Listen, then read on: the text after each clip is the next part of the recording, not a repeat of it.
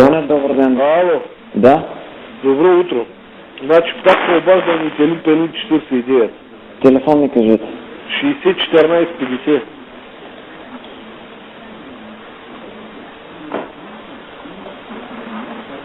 Така? Той отпрейти шибания интернет, човек. Ей, брат, писва ми да ме търся, разбираш. Ма писва ми, разбираш. Какъв е проблема в момента? Сега показва грешка.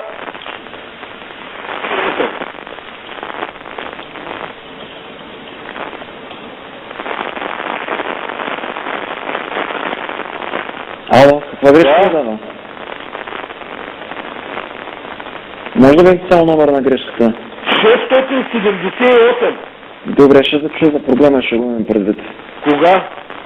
Ами възможно не е скоро, не мога да ви кажа в момента.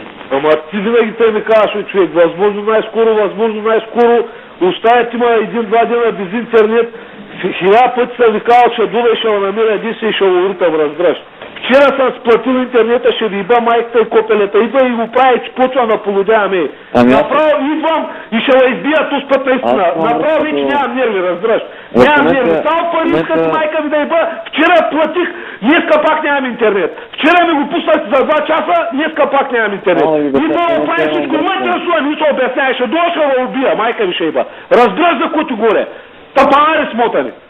Вие сте олигофрени, разбираш, олигофрени, с вас маглова не може да се излезе. Трябва да дойде някой да ядете бой, разбираш, трябва някой да ви ибе майката и тогава ще дойде, ще се обади и ще ти оправя проблема. Да го се обадиш, да путка майна, идва да оправиш проблема, олигофрен. Чуваш какво ти говоря? Добре, само да кажа, че в момента имам връзка до компютъра. Не ме интересува с кой имаш връзка, идва да оправиш проблема, ще го избия, разбираш. Башляк, направо да карате човек да полудява, разбираш. Идва една да оправиш проблема, изпащай групи, назначете с хора, не ме интересува. Да не дойда аз да оправя вашия проблем. Разбираш ли? Идва веднага. Чакам е тук навънка на вратата, дойдете да оправите проблем. Не ми има първен да хуя да ми казваш, ще се обадя, ще те регистрирам и ще ми оправите проблема. Знаеш какъв проблем ще ми оправиш? Чакам навънка на вратата, да дойдете да оправите проблема. Чуваш ли? Добре. Чуваш какво ти говоря? Разбрах го. Защото ако не дойдете до половин час да ми оправите проблема, аз ще дойда след половин час да оправя вашия проблем. Ясно ли? Добре, разбрах го. Айде, чакам. Разбрах. До чуване.